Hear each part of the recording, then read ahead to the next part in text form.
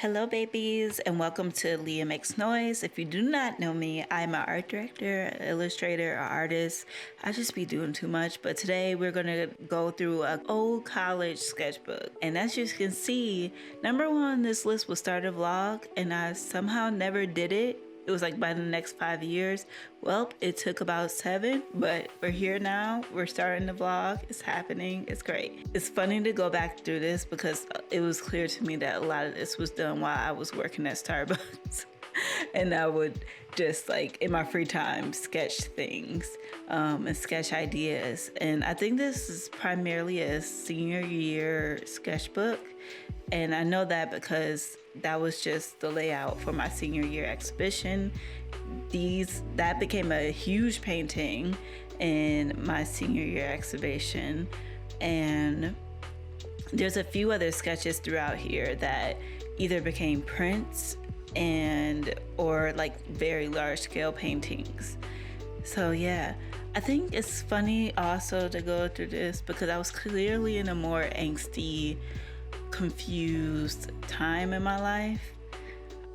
I think I was still trying to figure out like not only my only artistic voice, but I also was trying to figure out my femininity, what I felt about it, what I wanted my tone to be about it. And I felt silence in a lot of ways. I think that's why I was obsessed with this idea of like barbed wire and pearls, because it was like, I'm a pretty girl. I come off as being the ultimate like ideal of femininity, especially within the Black community. But I feel very restrained by that. And I didn't know how to articulate it. I think I also was confused around like my queerness at that point. I didn't fully grasp it. It wasn't until I was probably like a year out of college that I fully was like, oh, okay, everything is aligning more. But while I was in school, yeah, I just felt very like restrained, and I just felt like, I don't know, like I was being held out almost by myself, like as you're seeing in this sketch, where you're being pulled and held back by the ideals you're placing on yourself. And so that's a lot of what my sketches and my ultimate work, like these all became lithographs. And that's what they kind of dealt with. It was just like this idea of femininity and beauty and loving it, but also feeling restrained by it, but also feeling empowered. And I think I still kind of walk that line. Like, I also really love snakes. That's the thing that has popped up through my work a lot and probably will continue to. And some of these I really want to go back and actually make them into actual pieces of art because I feel like they were very good ideas and I just let it go. This is probably one of my favorite sketches in the entire sketchbook. I think it's just beautifully drawn. It's probably the most empowering and self-love feeling. It's probably the closest to what my work feels like now too. Yeah, and like I said, I used to draw with this at work. That is a receipt paper. I used to draw on receipt papers all the time. They would pin them up. I hope YouTube lets me have, you know how YouTube and all these social medias are about like female nipples. They freak out. I think this was a sketch of my dream house. Somebody asked me what my dream house looked like, and I basically drew my childhood home, but with a studio attachment over the top of the garage. This was a Grecian prom dress. I don't know. Tightrope walking. And yeah, this one is like wallow in sorrow. Again, it was a time.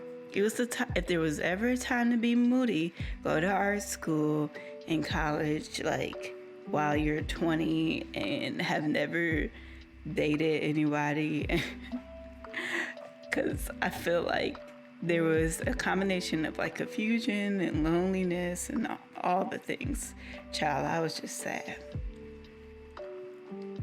I was very good at hiding my sadness, but yeah, I think it would come out in artwork. I also, at this time, was very obsessed with Doctor Who. I was very obsessed with, specifically, there's a language in Doctor Who that's like Gallifreyan. And if you look up Gallifreyan, it looks like what this dream catcher looks like right there, where it's the language made out of circles and lines. I still think it's beautiful. I've still kind of wanted a tattoo of it. Like, because I like the idea of having a statement, but it's not words that pretty much anybody could read, except if you are a nerd's nerd. So these are figures that eventually got painted into a large triptych that was in my senior exhibition, and it was just about all these figures trying to outclimb each other, and they're all in the roots of a tree trying to climb to the surface, only to find that once they get to the surface, there's more to climb. And left at the bottom was like a black woman figurine. I might go and see if I have footage of my senior exhibition so that you can see what some of these turned out to be in the end. Maybe I'll put that at the end of the video, but I think it would be worthwhile to see like what artwork came out of this time.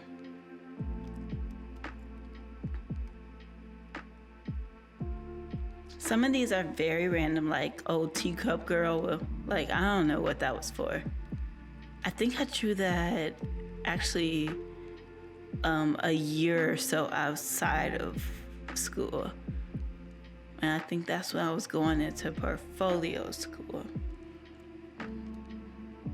But yeah, this figure got used in printmaking, that African mask figure.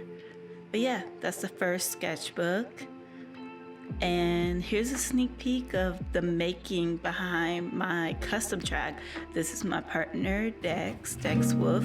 He's a musician, engineer, and my baby. And he's making me a custom track with his friend Paquin.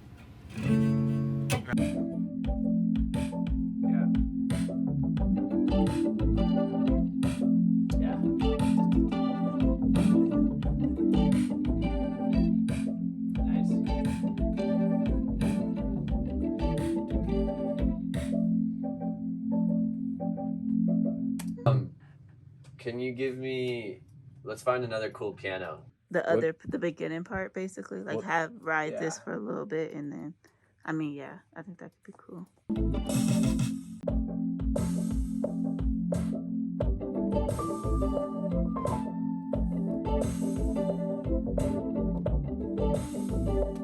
Okay, I like that. Yeah, that's cool.